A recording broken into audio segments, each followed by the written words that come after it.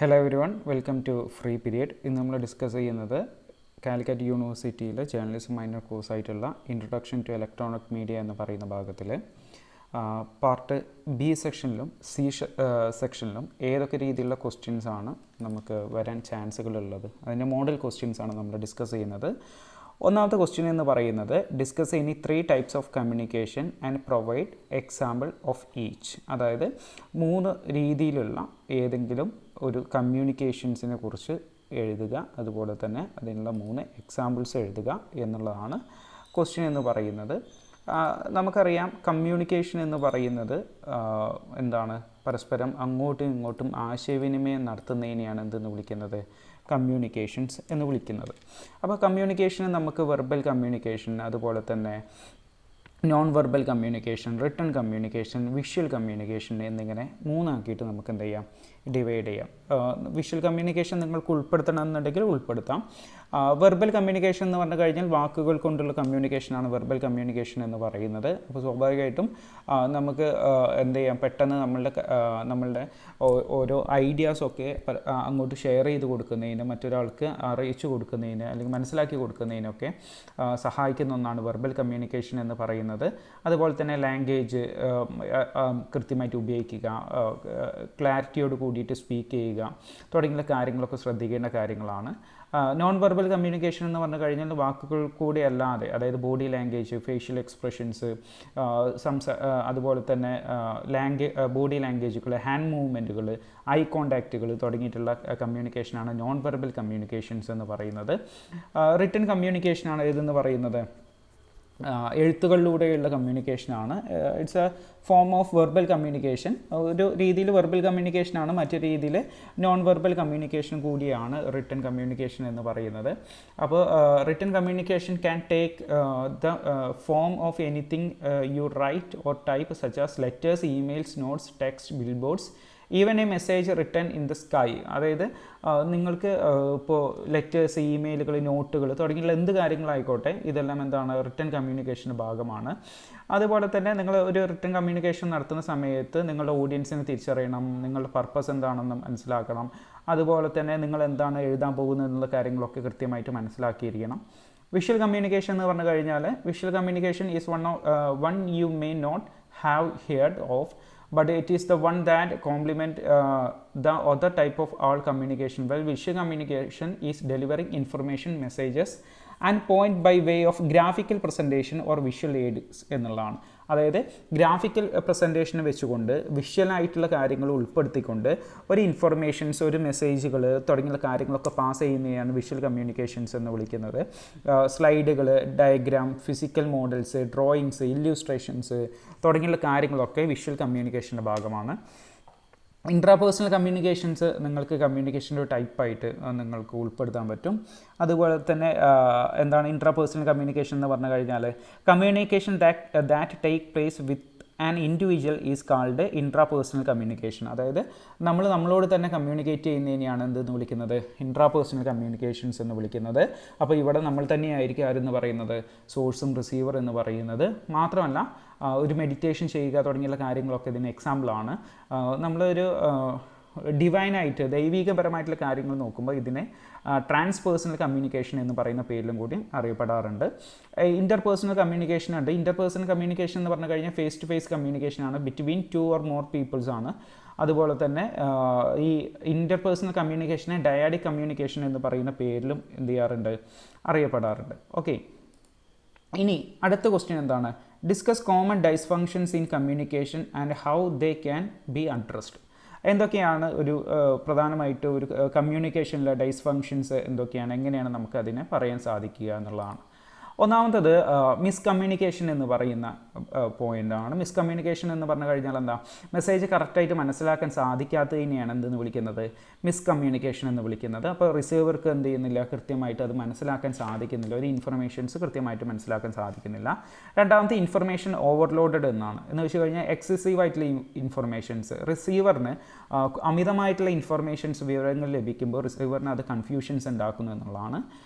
Noise, അതായത് disturbance ആണ്. Communication process നടക്കുമ്പോഴുള്ള നോയ്സുകൾ ഒരു ബുദ്ധിമുട്ടുണ്ടാക്കുന്നുണ്ട്. കൾച്ചറൽ ബാരിയേഴ്സ് എന്ന് പറഞ്ഞു കഴിഞ്ഞാൽ കൾച്ചറായിട്ടുള്ള നോംസ്, വാല്യൂസ് തുടങ്ങിയുള്ള കാര്യങ്ങളുണ്ടായിരിക്കും. അതായത് വിവിധ തരത്തിലുള്ള സംസ്കാരങ്ങളുള്ള ആളുകൾ തമ്മിൽ കമ്മ്യൂണിക്കേറ്റ് ചെയ്യുന്ന സമയത്ത് അവരുടെ സംസ്കാരങ്ങളിൽ നിന്നുള്ള ചിലപ്പോൾ തടസ്സങ്ങൾ വരാൻ ചാൻസുകളുണ്ട്. അതാണ് കൾച്ചറൽ ബാരിയേഴ്സ് എന്ന് പറയുന്നത്. ഇമോഷണൽ ബാരിയേഴ്സ് ഉണ്ട്. ഇമോഷണൽ ബാരിയേഴ്സ് എന്ന് പറഞ്ഞാൽ പേഴ്സണൽ ഫീലിങ്സുകൾ, ഇമോഷൻസ്, അതൊക്കെ മേ ബി നമുക്ക് എന്ത് ചെയ്യാം, മെസ്സേജുകൾ ഒരു ഇൻറ്ററപ്റ്റ് ചെയ്യുന്നതിന് അല്ലെങ്കിൽ ഇൻ്റർപ്രിട്ടേഷൻ ചെയ്യുന്നതിന് വേണ്ടിയിട്ട്, മനസ്സിലാക്കുന്നതിന് വേണ്ടിയിട്ട് തടസ്സങ്ങളായിട്ട് വരാം. അതാണ് ഇമോഷണൽ ബാരിയേഴ്സ് എന്ന് പറയുന്നത്. അതുപോലെ തന്നെ സ്റ്റീരിയോ ടൈപ്പിംഗ് ആൻഡ് ബയാസ് എന്ന് പറയും. സ്റ്റീരിയോ ടൈപ്പിംഗ് മേ ബി നമുക്ക് സെക്ഷൻ എയിലൊക്കെ ചോദിക്കുന്ന ഒരു ചോദ്യമായിരിക്കാം സ്റ്റീരിയോ ടൈപ്പിംഗ് എന്ന് പറയുന്നത്, ബയാസ് എന്നൊക്കെ പറയുന്നത്. സ്റ്റീരിയോ ടൈപ്പിംഗ് എന്ന് പറഞ്ഞു കഴിഞ്ഞാൽ ഒരു പ്രീ കൺവിൻസ്ഡ് ആണ്. അതായത് നമ്മൾ ഓൾറെഡി നമ്മൾ ഇങ്ങനെ തന്നെ ആയിരിക്കും എന്ന് മുൻധാരണകളോടും മുൻവിധികളോടും കൂടി വിചാരിച്ച് വയ്ക്കുന്നതിനെയാണ് സ്റ്റീരിയോ ടൈപ്പിംഗ് ആൻഡ് ബയാസ് എന്ന് പറയുന്നത്.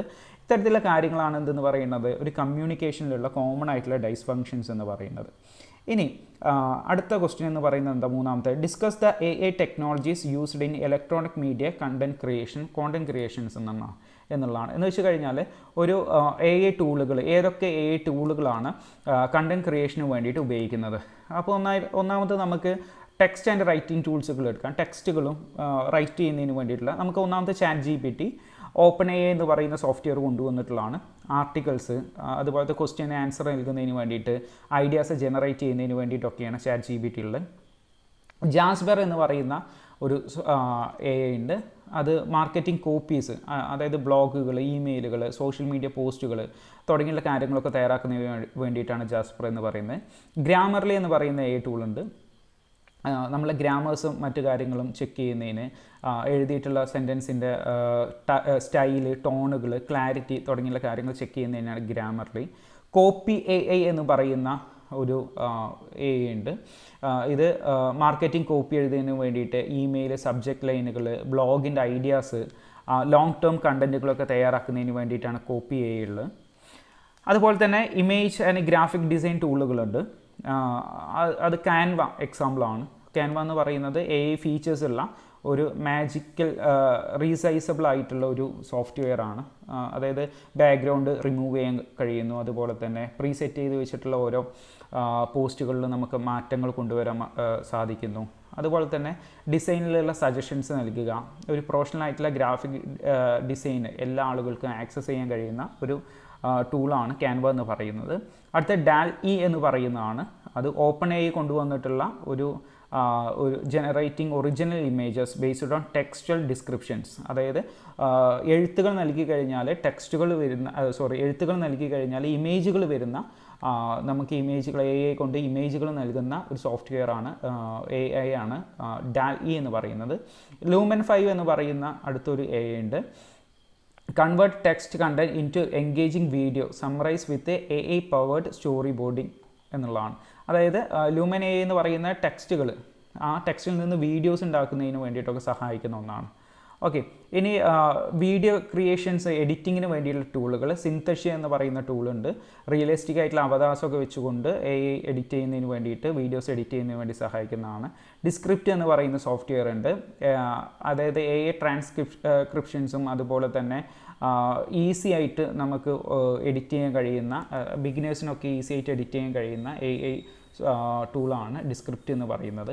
അപ്പോൾ ഓഡിയോ ക്രിയേഷൻ ടൂളുകളുണ്ട്, ഓഡിയോസ് ക്രിയേറ്റ് ചെയ്യുന്ന ടൂളുകളുണ്ട്. ഏവ എന്ന് പറയുന്ന ഒരു ടൂളുണ്ട്, AIVA എന്നുള്ളതാണ്. മ്യൂസിക് കാര്യങ്ങളൊക്കെ കമ്പോസ് ചെയ്യുന്നതിന് വേണ്ടിയിട്ട്. സ്പീച്ചിഫൈ എന്ന് പറയുന്ന ഒരു AI പ്ലാറ്റ്ഫോം ഉണ്ട്. ടെക്സ്റ്റ് സ്പീച്ചാണ്, അതായത് വാക്കുകൾ കൊടുത്തു കഴിഞ്ഞാൽ, ടെക്സ്റ്റ് എഴുതി കൊടുത്തു കഴിഞ്ഞാൽ അത് സ്പീച്ച് ചെയ്തുകൊണ്ട് നമുക്ക് സംസാരിച്ചുകൊണ്ട് നമുക്ക് കിട്ടുന്ന സോഫ്റ്റ്വെയറാണ്. ഓക്കെ, ഇത്തരത്തിലുള്ള കാര്യങ്ങൾ വഴി നമുക്ക് കണ്ടൻറ്റുകൾ എന്ത് ചെയ്യാം, ഇലക്ട്രോണിക് മീഡിയയിലോട്ട് കണ്ടൻറ്റുകൾ നമുക്ക് എന്ത് ചെയ്യാം, നമുക്ക് ആഡ് ചെയ്യാൻ കഴിയും. അടുത്തത്, how do digital media platforms enable interactive communication, discuss their importance in today's media environment. അതായത് ഡിജിറ്റൽ മീഡിയ പ്ലാറ്റ്ഫോംസ് എങ്ങനെയാണ് ഇന്നത്തെ കാലത്ത് നമ്മളുടെ ഇന്നത്തെ ലൈഫിൽ ഇൻട്രാക്റ്റീവ് കമ്മ്യൂണിക്കേഷൻസിന് ഇമ്പോർട്ടൻസ് കൊടുക്കുന്നത്, അതിനെക്കുറിച്ച് എഴുതാനാണ് ചോദിച്ചിട്ടുള്ളത്. അതായത് ഇൻട്രാക്റ്റീവ് കമ്മ്യൂണിക്കേഷൻസ് എന്ന് പറഞ്ഞു കഴിഞ്ഞാൽ എന്താണ്, പരസ്പരം അങ്ങോട്ടും ഇങ്ങോട്ടുള്ള ആശയവിനിമയമാണ്. അതായത് വളരെ പെട്ടെന്നുള്ള ആശയവിനിമയങ്ങളാണ് എന്തെന്ന് പറയുന്നത് ഇൻട്രാക്റ്റീവ് കമ്മ്യൂണിക്കേഷൻസ് എന്ന് പറയുന്നത്. ഈ ഇൻട്രാക്റ്റീവ് കമ്മ്യൂണിക്കേഷൻസിൽ കൂടുതലായിട്ടും എന്ത് ചെയ്യുന്നുണ്ട്, ഇപ്പോൾ ഇലക്ട്രോണിക് മീഡിയാസ് നമ്മളെ സഹായിക്കുന്നുണ്ട്. ആ സഹായിക്കുന്ന കാര്യങ്ങൾ എന്തെല്ലാമാണ് എന്നുള്ളതാണ് ക്വസ്റ്റ്യനായിട്ട് ചോദിച്ചിട്ടുള്ളത്. അതിൽ നമുക്ക് ഒരു പോയിൻ്റായിട്ട് 2-way കമ്മ്യൂണിക്കേഷൻസ് ഇതാക്കാം. അതായത് ഫേസ്ബുക്ക്, ഇൻസ്റ്റഗ്രാം ഒക്കെ പെട്ടെന്ന് തന്നെ പരസ്പരം അങ്ങോട്ടും ഇങ്ങോട്ടും ലൈക്കുകൾ, കമൻറ്റുകൾ, ഡയറക്റ്റ് മെസ്സേജുകളായിട്ട് 2-way കമ്മ്യൂണിക്കേഷൻസ് ഉണ്ട്. റിയൽ ടൈം ഫീഡ്ബാക്കുകളുണ്ട്. അതായത് പോളുകൾ, സർവേ, ലൈവ് സ്ട്രീമിംഗ് ഫീച്ചേഴ്സിലൊക്കെ അങ്ങോട്ടും ഇങ്ങോട്ടൊക്കെ പരസ്പരം അങ്ങോട്ടും നമുക്ക് കമൻറ്റുകൾ തുടങ്ങിയുള്ള കാര്യങ്ങളൊക്കെ ഫീഡ്ബാക്കുകൾ തുടങ്ങിയുള്ള കാര്യങ്ങൾ അറിയിക്കാം. യൂസർ ജനറേറ്റഡ് കണ്ടൻസ് ആയിരിക്കും. അതായത് ഓരോ ആളുകൾക്കും അവർക്ക് എന്ത് ചെയ്യാൻ പറ്റും, വീഡിയോസ് തുടങ്ങിയുള്ള കാര്യങ്ങളിലൊക്കെ എൻഗേജ് ചെയ്യാനും പുതിയ പുതിയ വീഡിയോസ് കാര്യങ്ങളൊക്കെ തയ്യാറാക്കാനൊക്കെ സാധിക്കുന്നുണ്ട് യൂസർ എൻഗേജ്ഡ് കണ്ടൻസ് എന്ന് പറയുന്നത്. ഇനി ഇന്നത്തെ കാലത്ത് എങ്ങനെയൊക്കെയാണ് മീഡിയാസ് ഇമ്പോർട്ടൻ്റ് എന്ന് ചോദിച്ചു കഴിഞ്ഞാൽ എൻഹാൻസ്ഡ് എൻഗേജ്മെൻറ്റ് എന്നുള്ളതാണ്. എന്ന് വെച്ച് കഴിഞ്ഞാൽ നമ്മൾ പരസ്പരം അങ്ങോട്ടും ഇങ്ങോട്ടുള്ള ഇടപഴകൽ കൂടുതലായിട്ടും ഒന്നുകൂടി എൻഹാൻസ് ചെയ്യുന്നുണ്ട്, നമ്മൾ കൂട്ടുന്നുണ്ട്. ബ്രാൻഡ് കണക്ഷൻസ് ഉണ്ട്. ബ്രാൻഡ് കണക്ഷൻസ് എന്ന് പറഞ്ഞു കഴിഞ്ഞാൽ കൺസ്യൂമേഴ്സിനോട് പല ബ്രാൻഡുകളും വളരെ രീതിയിലുള്ള ഇൻട്രാക്ടിവിറ്റി നടത്തുന്നുണ്ട്. കമ്മ്യൂണിറ്റി ബിൽഡിംഗ് നടക്കുന്നുണ്ട്. മീൻസ് നമുക്ക് പല രീതിയിലുള്ള ആളുകളുമായിട്ടും പല ലൊക്കേഷനിലുള്ള ആളുകളുമായിട്ടും സോഷ്യൽ മീഡിയയിലൂടെയൊക്കെ ഒരു ഇൻട്രാക്ഷൻസ് നടത്തുന്നതിന് സഹായിക്കുന്നുണ്ട്. ഡാറ്റ കളക്ഷൻസ് ഉണ്ട്. ഡാറ്റ കളക്ഷൻസ് എന്ന് പറഞ്ഞു കഴിഞ്ഞാൽ വിവിധ തരത്തിലുള്ള വിവരങ്ങൾ ശേഖരിക്കുന്നതിന് വേണ്ടിയിട്ട് ഇന്നത്തെ കാലഘട്ടത്തിൽ നമ്മൾ ഇലക്ട്രോണിക് മീഡിയ നമ്മളെ സഹായിക്കുന്നുണ്ട്. ഓക്കെ, ഇനി അടുത്ത ക്വസ്റ്റ്യൻ എന്ന് പറയുന്നത് നോക്കാൻ പോകുന്നത് discuss the advantages of television over the print media. അതായത് ടെലിവിഷനേക്കാളിലും പ്രിൻറ്റ് മീഡിയയെക്കാളിലും ടെലിവിഷനുള്ള അഡ്വാൻറ്റേജസ് എന്തൊക്കെ ആണ് എന്നുള്ളതാണ് നോക്കുന്നത്. ഒന്നാമത്തെ വിഷ്വൽ ആൻഡ് ഓഡിയോ അപ്പീലുകൾ ഉണ്ടായിരിക്കും. അതായത് വിഷ്വൽ കമ്മ്യൂണിക്കേഷൻസും ഓഡിയോസും ഒക്കെ അവൈലബിൾ ആണ് ടി വിയിൽ. റിയൽ ടൈം അപ്ഡേറ്റുകൾ ഉണ്ടായിരിക്കും. വളരെ പെട്ടെന്ന് അപ്ഡേറ്റ്സുകൾ നടക്കുന്ന ഒന്നാണ് ടെലിവിഷൻ എന്ന് പറയുന്നത്. വൈഡർ റീച്ച്, അതായത് ഡൈവേഴ്സ്ഡ് ആയിട്ടുള്ള ഓഡിയൻസിൻ്റെ ഇടയിലോട്ട് എത്തിക്കുന്നതിന് വേണ്ടിയിട്ട് ടെലിവിഷൻസ് സാധിക്കുന്നുണ്ട്. ഇമോഷൻസ് കണക്ഷൻസ് ഉണ്ടായിരിക്കും. വീഡിയോ, മ്യൂസിക്, വോയിസ് ഓവേഴ്സ് തുടങ്ങിയുള്ള കാര്യങ്ങളൊക്കെ ഉള്ളതുകൊണ്ട് ഒരു ഇമോഷൻസ് ബിൽഡപ്പ് ചെയ്യാൻ സഹായിക്കുന്നുണ്ട്. എൻ്റർടൈൻമെൻറ്റ് വാല്യൂസ് ഉണ്ട് എന്ന് വെച്ച് കഴിഞ്ഞാൽ ഡ്രാമാസ്, റിയാലിറ്റി ഷോസ്, സ്പോർട്സ് തുടങ്ങിയുള്ള കാര്യങ്ങൾ ഉള്ളതുകൊണ്ട് ഒരു എൻ്റർടൈൻമെൻ്റ് ആയിട്ടുള്ള കാര്യങ്ങളുണ്ടായിരിക്കും. ആക്സസിബിലിറ്റി, അതായത് എല്ലാ ഏജിലുള്ള ആളുകൾക്കും ആക്സസ് ചെയ്യാൻ കഴിയും ഒന്നാണ് ടെലിവിഷൻസ് എന്ന് പറയുന്നത്. ഓക്കെ, ഇത്രയും കാര്യങ്ങളാണ് അതിൽ എക്സാമ്പിൾസ് ആയിട്ട് വരുന്നത്. ഇനി അടുത്തത് explain the elements of communications എന്നുള്ളതാണ്. കമ്മ്യൂണിക്കേഷൻ്റെ എലമെൻറ്റ്സുകൾ എന്തെല്ലാമാണ് എന്നുള്ളതാണ് ക്വസ്റ്റ്യനായിട്ട് ചോദിച്ചിട്ടുള്ളത്. നമുക്കറിയാം എന്തൊക്കെയാണ് കമ്മ്യൂണിക്കേഷൻ എലമെൻറ്റ്സുകൾ. Source, centre. ആ സോഴ്സും സെൻറ്ററും സെയിം തന്നെയായിരിക്കും. Encoding, message, channel or medium, decoding, receiver, feedback, context തുടങ്ങിയുള്ള കാര്യങ്ങളാണ് എന്തെന്ന് പറയുന്നത് ഒരു കമ്മ്യൂണിക്കേഷൻ്റെ എലമെൻറ്റുകൾ എന്ന് പറയുന്നത്. അടുത്ത question what is visual communication, explain. എന്താണ് വിഷ്വൽ കമ്മ്യൂണിക്കേഷൻ എന്നുള്ളതാണ്. നമ്മൾ ഓൾറെഡി കമ്മ്യൂണിക്കേഷൻ പറയുന്ന സമയത്ത് ടൈപ്സ് ഓഫ് കമ്മ്യൂണിക്കേഷൻ പറയുന്ന സമയത്ത് ഡിസ്കസ് ചെയ്തിട്ടുണ്ടായിരുന്നു വിഷ്വൽ കമ്മ്യൂണിക്കേഷൻ എന്താണെന്നുള്ളത്. വിഷ്വൽ കമ്മ്യൂണിക്കേഷൻ എന്ന് പറഞ്ഞു കഴിഞ്ഞാൽ എന്താ, ഇൻഫോർമേഷൻസ്, മെസ്സേജുകളൊക്കെ നമുക്ക് പറയാനുള്ള കാര്യങ്ങളൊക്കെ ഗ്രാഫിക്കൽ റെപ്രസെൻറ്റേഷനായിട്ടോ വിഷ്വൽ എയ്ഡുകളായിട്ടോ നമ്മൾ എന്ത് ചെയ്യുന്നു, അവതരിപ്പിക്കുന്നു. അതിനെയാണ് വിഷ്വൽ കമ്മ്യൂണിക്കേഷൻസ് എന്ന് പറയുന്നത്. അതിന് ഉദാഹരണമായിട്ട് slide presentations, diagram, physical models, drawings, illustrations തുടങ്ങിയിട്ടുള്ള കാര്യങ്ങളൊക്കെ നമുക്കതിൽ ഉൾപ്പെടുത്താൻ പറ്റും. അപ്പോൾ വിഷ്വൽ കമ്മ്യൂണിക്കേഷനിൽ verbal, non verbal, written communications ഒക്കെ ഇതിൽ ഉൾപ്പെടുത്താൻ പറ്റുന്ന ഒന്നാണ്. മാത്രമല്ല ഒരു very effective way for your message to be heard and understood എന്ന് വെച്ച് കഴിഞ്ഞാൽ മനസ്സിലാക്കാനും കേൾക്കാനൊക്കെ വളരെ നല്ല രീതിയിൽ സഹായിക്കുന്ന ഒന്നാണ് എന്തെന്ന് പറയുന്നത് വിഷ്വൽ കമ്മ്യൂണിക്കേഷൻ എന്ന് പറയുന്നത്. അടുത്തത് ചോദ്യം എന്ന് പറയുന്നത്, ക്വസ്റ്റ്യൻ എന്ന് പറയുന്നത് വളരെ സിമ്പിൾ ക്വസ്റ്റ്യൻ ആണ്. Explain 3 stages of interpersonal communication എന്നുള്ളതാണ്. അതായത് ഇൻ്റർപേഴ്സണൽ കമ്മ്യൂണിക്കേഷൻ്റെ സ്റ്റേജുകൾ ഏതെല്ലാം എന്നുള്ളതാണ്. ആദ്യം നമ്മൾ ഇൻ്റർപേഴ്സണൽ കമ്മ്യൂണിക്കേഷൻസ് എന്താണെന്നുള്ള എഴുതണം. ഇൻ്റർപേഴ്സണൽ കമ്മ്യൂണിക്കേഷൻ എന്ന് പറഞ്ഞു കഴിഞ്ഞാൽ എന്താ, it's a face to face communication between 2 persons or more in close physical proximity. വളരെ നിയറായിട്ട് നിന്നുകൊണ്ട് രണ്ടോ രണ്ടിലധികം ആളുകളോ സംസാരിക്കുന്നതാണ് ഇൻ്റർപേഴ്സണൽ കമ്മ്യൂണിക്കേഷൻസ് എന്ന് പറയുന്നത്. ഇൻ്റർപേഴ്സണൽ കമ്മ്യൂണിക്കേഷൻസ് സ്വാഭാവികമായിട്ട് നോൺ വെർബൽ കമ്മ്യൂണിക്കേഷൻസ് കൂടി ഉൾപ്പെടും. കാരണം നമ്മൾ കൈകൊണ്ടുള്ള ആക്ഷൻസ്, ഐ മൂവ്മെൻറ്റുകൾ, ബോഡി ലാംഗ്വേജുകൾ തുടങ്ങിയുള്ള കാര്യങ്ങളൊക്കെ ഇൻ്റർപേഴ്സണൽ കമ്മ്യൂണിക്കേഷനിൽ ഉൾപ്പെടുന്നുണ്ട്. അതുപോലെ തന്നെ ഇൻ്റർപേഴ്സണൽ കമ്മ്യൂണിക്കേഷനെ ഡയാഡിക് കമ്മ്യൂണിക്കേഷൻ എന്ന് പറയുന്ന പേരിലും അറിയപ്പെടുന്നുണ്ട്. ഫസ്റ്റത്തെ സ്റ്റേജ് എന്ന് പറയുന്ന കാഷ്വൽ സ്റ്റേജ് ആണ്. കാഷ്വൽ സ്റ്റേജ് എന്ന് പറഞ്ഞു കഴിഞ്ഞാൽ നമ്മൾ ഒരാളോട് സംസാരിക്കുന്നത് തുടങ്ങുന്ന, അതായത് ഒരു സ്ട്രേഞ്ചർ ആയിട്ടുള്ള വ്യക്തിയോട് സംസാരം തുടങ്ങുന്ന സ്റ്റേജാണ് കാഷ്വൽ സ്റ്റേജ് എന്ന് പറയുന്നത്. രണ്ടാമത്തെ സ്റ്റേജ് പേഴ്സണൽ സ്റ്റേജ് എന്നുള്ളതാണ്. മീൻസ് നമുക്ക് ഒന്നുകൂടി നമ്മളുടെ ഇമോഷൻസ് കാര്യങ്ങളൊക്കെ ഷെയർ ചെയ്യുന്ന, അല്ലെങ്കിൽ ഫീലിങ്സുകൾ, എക്സ്പീരിയൻസുകൾ കാര്യങ്ങളൊക്കെ ഷെയർ ചെയ്യുന്ന സ്റ്റേജാണ് പേഴ്സണൽ സ്റ്റേജ് എന്ന് പറയുന്നത്. മൂന്നാമത്തെ ഇൻറ്റിമേറ്റ് സ്റ്റേജുകളാണ്. മീൻസ് നമ്മളുടെ ഇമോഷൻസ്, അതുപോലെ തന്നെ നമ്മളുടെ ഇൻ്റർമോസ്റ്റ് തോട്ടുകൾ ഉണ്ടായിരിക്കും, നമ്മളുടെ മനസ്സിൻ്റെ ഉള്ളിൽ നിൽക്കുന്ന വളരെ ഡീപ്പായിട്ടുള്ള സങ്കടങ്ങൾ, സന്തോഷങ്ങൾ തുടങ്ങിയ കാര്യങ്ങളൊക്കെ ഉണ്ടായിരിക്കും. അതൊക്കെ ഷെയർ ചെയ്യുന്ന സ്റ്റേജുകളാണ് ഇൻറ്റിമേറ്റ് സ്റ്റേജുകൾ എന്ന് പറയുന്നത്. ഓക്കെ, അപ്പോൾ ഇത്തരത്തിലുള്ള കാര്യങ്ങൾ, അതായത് ഈ 3 സ്റ്റേജുകളാണ് ഇൻ്റർപേഴ്സണൽ കമ്മ്യൂണിക്കേഷൻ്റെ പ്രധാനപ്പെട്ട സ്റ്റേജുകൾ എന്ന് പറയുന്നത്. അടുത്ത ക്വസ്റ്റ്യൻ എന്ന് പറയുന്നത്, how do digital media platforms like social media, blogs and website influence public opinions എന്നുള്ളതാണ്. അതായത് എങ്ങനെയാണ് ഡിജിറ്റൽ മീഡിയ പ്ലാറ്റ്ഫോംസുകളായിട്ടുള്ള സോഷ്യൽ മീഡിയാസ്, ബ്ലോഗുകൾ, വെബ്സൈറ്റുകളൊക്കെ എങ്ങനെയാണ് പബ്ലിക് ഒപ്പീനിയൻസിനെ, അത് പൊതുവായിട്ടുള്ള ജനങ്ങളുടെ താല്പര്യങ്ങളെ എങ്ങനെയാണ് സ്വാധീനിക്കുന്നത് എന്നുള്ളതാണ്. ഉദാഹരണത്തിന് നമ്മൾ പറയുകയാണെന്നുണ്ടെങ്കിൽ ഈ ക്വസ്റ്റ്യനിൽ നമുക്ക് പബ്ലിക് ഒപ്പീനിയൻ എന്ന് പറഞ്ഞു കഴിഞ്ഞാൽ എന്താ, പൊതുജനങ്ങളുടെ താല്പര്യം എന്നുള്ളതാണ്. സോഷ്യൽ മീഡിയയിൽ, അതുപോലെ തന്നെ ബ്ലോഗുകളിൽ, വെബ്സൈറ്റുകളിൽ കാണുന്ന പല കാര്യങ്ങളെയും നമ്മൾ എന്ത് ചെയ്യുന്നുണ്ട്, സ്വാധീനിക്കപ്പെടുന്നുണ്ട്. ആ സ്വാധീനിക്കപ്പെടുന്ന കാര്യങ്ങളിൽ നിന്നുമാണ് നമ്മളൊരു ഡിസിഷൻസ് മേക്ക് ചെയ്യുന്നത്. ഫോർ എക്സാമ്പിളായിട്ട് നമ്മൾ കാര്യം പറയുകയാണെന്നുണ്ടെങ്കിൽ, നമ്മളൊരു സൂപ്പർ മാർക്കറ്റിൽ പോയിട്ട് നമ്മൾ എന്ത് ചെയ്യുന്നു, ഒരു ടൂത്ത് പേസ്റ്റ് മേടിക്കുകയാണെന്നുണ്ടെങ്കിൽ നിങ്ങൾക്ക് ഏറ്റവും ഇഷ്ടപ്പെട്ടുള്ള പരസ്യങ്ങൾ, അല്ലെങ്കിൽ നിങ്ങളെ ഏറ്റവും അട്രാക്റ്റ് ചെയ്യിപ്പിച്ചുള്ള പരസ്യത്തിൻ്റെ ഒരു പ്രൊഡക്റ്റ് ആയിരിക്കും നിങ്ങൾ എന്ത് ചെയ്യുക, മേടിക്കാൻ പോകുന്നത്. അപ്പോൾ എന്തായിരിക്കും, ഒരു പബ്ലിക് ഒപ്പീനിയൻസിനെ ബേസ് ചെയ്യുന്ന, അല്ലെങ്കിൽ അതിനെ സ്വാധീനിക്കുന്ന ഘടകങ്ങൾ എന്ന് പറയുമ്പോൾ ഇലക്ട്രോണിക് മീഡിയയിൽ അതൊരു വൈഡ് റീച്ചുള്ള ഒന്നാണ്. എന്തെന്ന് പറയുന്നത്, ഒരു electronic media, digital media, electronic media എന്ന് പറയുന്നത്. അപ്പോൾ വൈഡ് റീച്ചായിട്ടുള്ള ഒരു കണ്ടൻറ്റുകൾ എന്ന് പറയുന്നത് ഓഡിയൻസിനെ അത്രയധികം എന്ത് ചെയ്യുന്നുണ്ട്, അവരെ ഓരോ ഡിസിഷൻസ് മേക്കിങ്ങിൽ അവരെ സ്വാധീനിക്കുന്നുണ്ട്. അതുപോലെ തന്നെ യൂസർ ജനറേറ്റഡ് കണ്ടൻസുകൾ ഉണ്ടായിരിക്കും. യൂസർ ജനറേറ്റുകൾ കണ്ടൻസ് എന്ന് പറഞ്ഞു കഴിഞ്ഞാൽ എന്താ, ഓരോ ഇൻഫ്ലുവൻസേഴ്സിന് അവർക്ക് അവരുടെ കണ്ടൻറ്റുകൾ തയ്യാറാക്കാം. നമുക്ക് ഇൻഡിവിജ്വൽസിന് അവർക്ക് അവരുടേതായിട്ടുള്ള കണ്ടൻറ്റുകൾ ഷെയർ ചെയ്യാം, പോസ്റ്റ് ചെയ്യാം. അപ്പോൾ ഈ ഇൻഫ്ലുവൻസേഴ്സ് ആയിട്ടുള്ള ആളുകളൊക്കെ നമ്മൾ എന്ത് ചെയ്യും, പല രീതിയിൽ നമ്മൾ ഇൻഫ്ലുവൻസ് ചെയ്യുന്നുണ്ട്. ഓരോ പ്രൊഡക്റ്റുകൾ മേടിക്കുന്നതിന്, ഞാൻ ഇതിനെയാണ് സപ്പോർട്ട് ചെയ്യുന്നത്, നിങ്ങൾ ഏതിനെയാണ് സപ്പോർട്ട് ചെയ്യുന്നത് തുടങ്ങിയുള്ള കാര്യങ്ങളുടെ ക്വസ്റ്റ്യൻസിൽ നമ്മളും അറിയാതെ തന്നെ, ഇൻട്രസ്റ്റ് ഇല്ലെങ്കിൽ പോലും നമ്മൾ അതിനോട് ചായ്വുള്ള ആളുകളായിട്ട് മാറും. റിയൽ ടൈം അപ്ഡേറ്റ്സുകൾ ഉണ്ടായിരിക്കും ഒരു ഇലക്ട്രോണിക് മീഡിയയിൽ. അപ്പോൾ എന്ത് ചെയ്യുന്നുണ്ട്, ജനങ്ങൾക്ക് ഒരു കാര്യത്തെക്കുറിച്ച് ബോധം ഉണ്ടാക്കിയെടുക്കുന്നതിന്, ഒരു കാര്യത്തെക്കുറിച്ച് അറിവുണ്ടാക്കിയെടുക്കുന്നതിനൊക്കെ ഏതിലൂടെ സാധിക്കുന്നുണ്ട്, സോഷ്യൽ മീഡിയ, ബ്ലോഗ്, വെബ്സൈറ്റുകളിലൂടെയൊക്കെ സാധിക്കുന്നുണ്ട്. അപ്പോൾ ഇതുവഴി എന്ത് ചെയ്യുന്നുണ്ട്, പബ്ലിക് ഒപ്പീനിയൻസ് ഗെയിൻ ചെയ്തെടുക്കുന്നുണ്ട്. അതായത് മീഡിയാസിൽ കാണുന്ന കാര്യങ്ങളെല്ലാം, അല്ലെങ്കിൽ സോഷ്യൽ മീഡിയാസ്, ബ്ലോഗ്, വെബ്സൈറ്റിൽ കാണുന്ന കാര്യങ്ങളെല്ലാം ശരിയാണെന്ന് നമ്മൾ വിശ്വസിക്കുകയും അതിനനുസരിച്ച് പബ്ലിക് ഒപ്പീനിയൻസ് അവർ ക്രിയേറ്റ് ചെയ്തെടുക്കുകയും ചെയ്യുന്നുണ്ട്. ഓക്കെ, അടുത്ത ക്വസ്റ്റ്യൻ എന്ന് പറയുന്നത് what are the elements of communications എന്നുള്ളതാണ്. ഇത് 2 രീതിയിലും ചോദിക്കാം എന്നുള്ള, explain the elements of communication എന്നുള്ളതും what are the elements of communication എന്നുള്ള രീതിയിലും നമുക്ക് ചോദിക്കാം. അടുത്തത് what is electronic media, how does it differ from traditional media. എന്താണ് ഇലക്ട്രോണിക് മീഡിയ, അതുപോലെ തന്നെ അത് എങ്ങനെയാണ് ട്രഡീഷണൽ മീഡിയയിൽ നിന്നും എങ്ങനെയാണ് വ്യത്യാസപ്പെട്ടിരിക്കുന്നത്. അപ്പോൾ നമുക്ക് ഇലക്ട്രോണിക് മീഡിയ എന്താണെന്ന് എഴുതണം. അതായത് ഇലക്ട്രോണിക് ഡിവൈസ് കൊണ്ട് നമ്മൾ എന്ത് ചെയ്യുന്നു, കണ്ടൻറ്റുകൾ ഷെയർ ചെയ്യുന്നു, ആക്സസ് ചെയ്യുന്നു, അതാണ് ഇലക്ട്രോണിക് മീഡിയ എന്ന് പറയുന്നത്. Like television, radio, internet, digital platforms ഒക്കെയാണ്.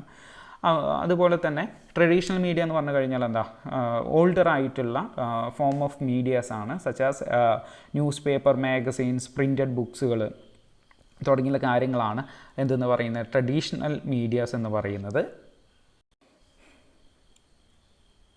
ഇലക്ട്രോണിക് മീഡിയാസ് ഡിജിറ്റൽ ഫോർമാറ്റിൽ ലഭിക്കുന്ന ഒന്നാണ്. പക്ഷേ എന്താണ്, നമ്മളുടെ ട്രഡീഷണൽ മീഡിയാസ് എന്ന് പറയുന്നത് അതൊരു പ്രിൻ്റ് അല്ലെങ്കിൽ ഫിസിക്കൽ ഫോർമാറ്റിലുള്ളതാണ്. മീൻസ് ബുക്കുകൾ തുടങ്ങിയുള്ള രീതിയിലാണ് നമുക്ക് ലഭിക്കാറുള്ളത്.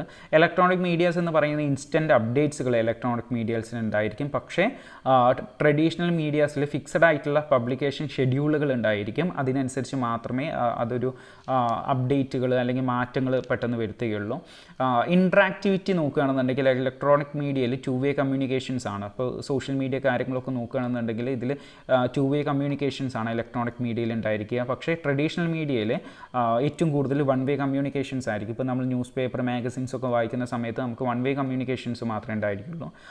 ഇലക്ട്രോണിക് മീഡിയയ്ക്ക് കൂടുതലായിട്ടുള്ള റീച്ച് ഉണ്ടായിരിക്കും, മീൻസ് ഒരു ഗ്ലോബൽ റീച്ച് ആയിരിക്കും ഇലക്ട്രോണിക് മീഡിയയ്ക്ക് ഉണ്ടായിരിക്കുക. പക്ഷേ ട്രഡീഷണൽ മീഡിയയ്ക്ക് ലിമിറ്റഡ് ആയിട്ടുള്ള ഒരു സ്പെസിഫിക് ആയിട്ടുള്ള റീജിയൻസിൽ മാത്രം, സ്ഥലങ്ങളിൽ മാത്രമുള്ള ഒരു റീച്ച് മാത്രമേ ഉണ്ടായിരിക്കുകയുള്ളൂ.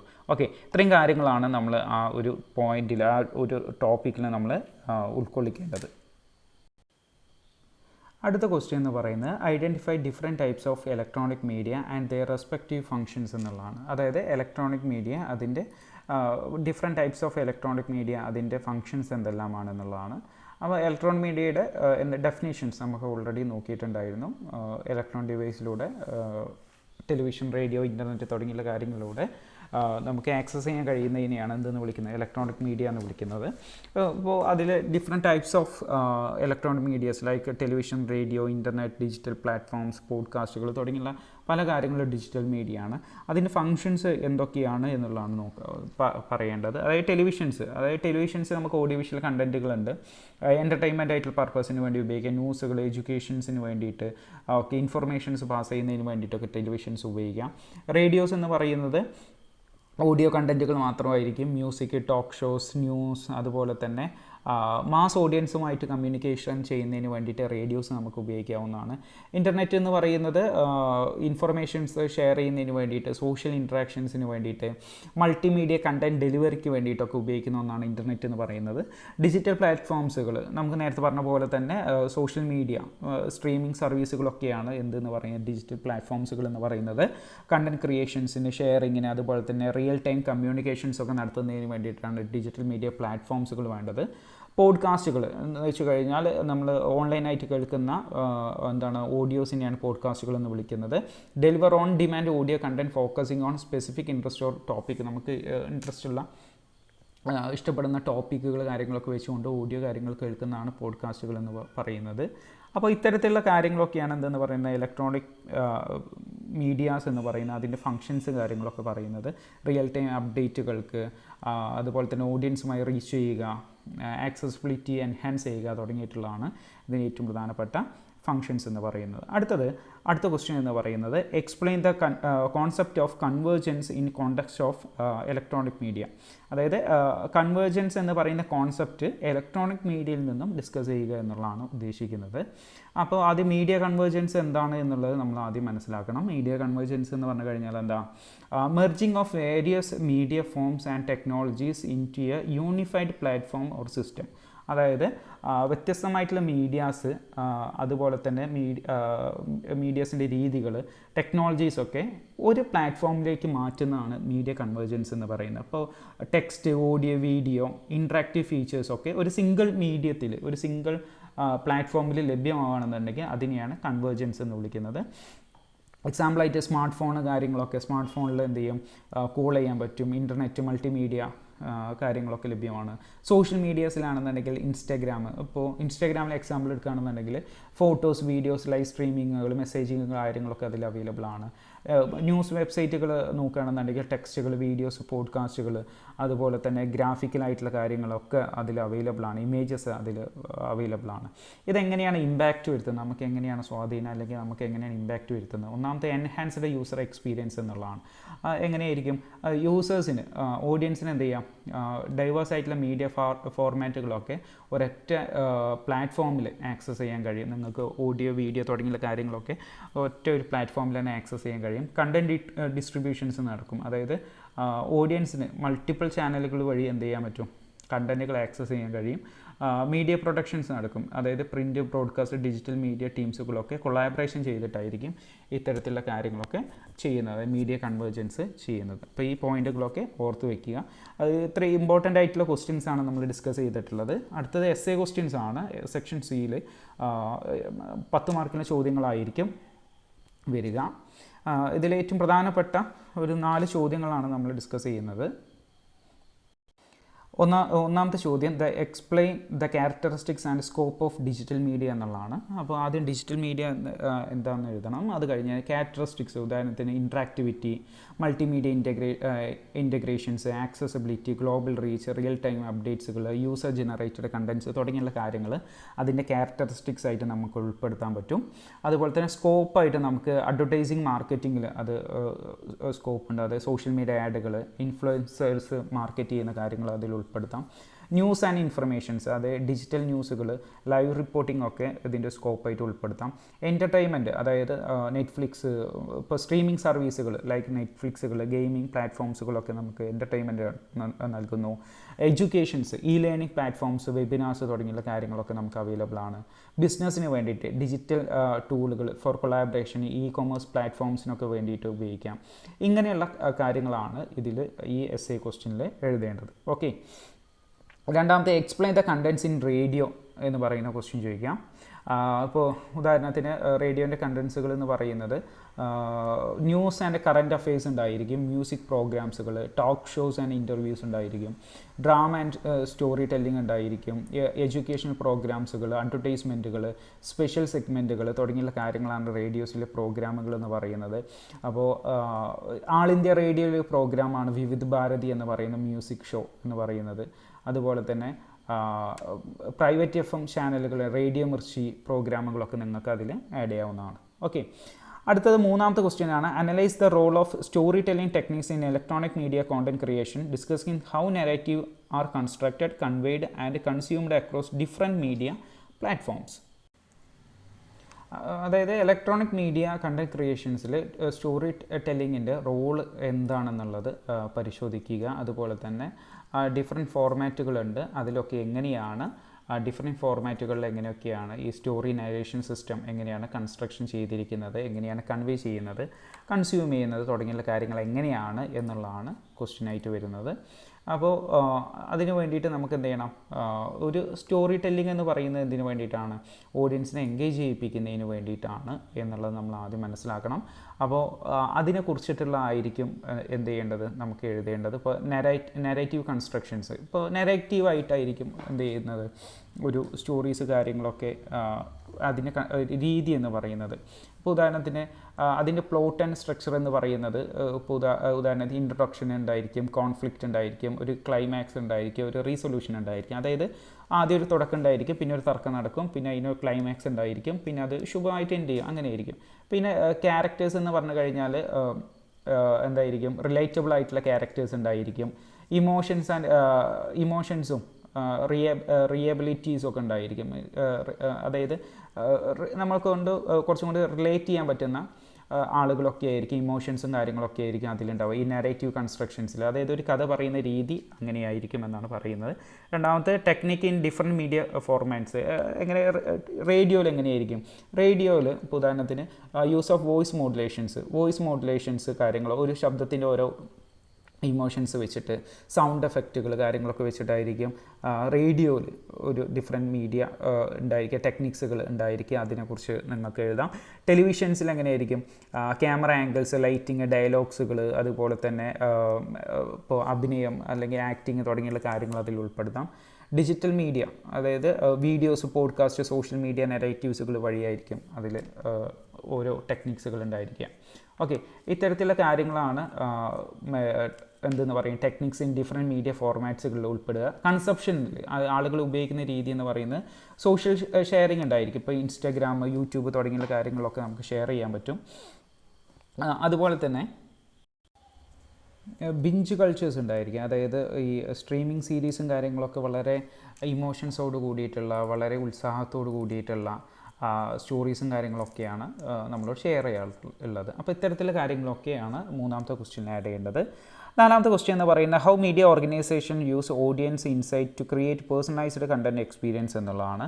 അതായത് പേഴ്സണലൈസ്ഡ് കണ്ടൻറ് എക്സ്പീരിയൻസുകളൊക്കെ നൽകുന്നതിന് വേണ്ടി മീഡിയ ഓർഗനൈസേഷൻസും മറ്റു കാര്യങ്ങളൊക്കെ എന്ത് രീതിയിലുള്ള കാര്യങ്ങളാണ് ഉപയോഗപ്പെടുത്തുന്നത് എന്നുള്ളതാണ് ക്വസ്റ്റ്യൻ വരുന്നത്. അത് നമ്മൾ ശ്രദ്ധിക്കേണ്ട കാര്യം എന്താണെന്ന് ചോദിച്ചു കഴിഞ്ഞാൽ, മറ്റൊരു രീതിയിൽ പറഞ്ഞു കഴിഞ്ഞാൽ ഈ മീഡിയ ഓർഗനൈസേഷൻസ് എങ്ങനെയാണ് പേഴ്സണലായിട്ടുള്ള കണ്ടൻറ് എക്സ്പീരിയൻസുകൾ നമുക്ക് നൽകുന്നത് എന്നുള്ളതാണ്. നാലാമത്തെ മൊഡ്യൂളിനെ ആസ്പദമാക്കിയിട്ടുള്ള ഒരു ക്വസ്റ്റ്യനാണ് ഇതിൽ കൊടുത്തിട്ടുള്ളത്. ഇപ്പോൾ ഡാറ്റ അനലറ്റിക്സുകൾ, ഇപ്പോൾ ഉദാഹരണത്തിന് നമ്മളുടെ വ്യൂസ്, അതുപോലെ തന്നെ നമ്മളുടെ ട്രാക്കിംഗ് ക്ലിക്സുകൾ, നമ്മൾ എന്തൊക്കെയാണ് കാണുന്നത്, നമ്മളുടെ എൻഗേജ്മെൻറ്റ് മെട്രിക്സ്, നമ്മൾ ഏതൊക്കെ ഷോർട്സുകളാണ്, ഏതൊക്കെ വീഡിയോസുകളാണ് കൂടുതലായിട്ട് കാണുന്നത് തുടങ്ങിയുള്ള ഡാറ്റ അനലറ്റിക്സ് ഉപയോഗിച്ചുകൊണ്ട് സർവേസ് ആൻഡ് ഫീഡ്ബാക്സ് എന്ന് വെച്ച് കഴിഞ്ഞാൽ ഓഡിയൻസിൻ്റെ സർവേകൾ എടുക്കുന്നു, അവരുടെ പ്രിഫറൻസുകൾ, അവരുടെ താല്പര്യങ്ങൾ സർവേസ് എടുക്കുന്നു.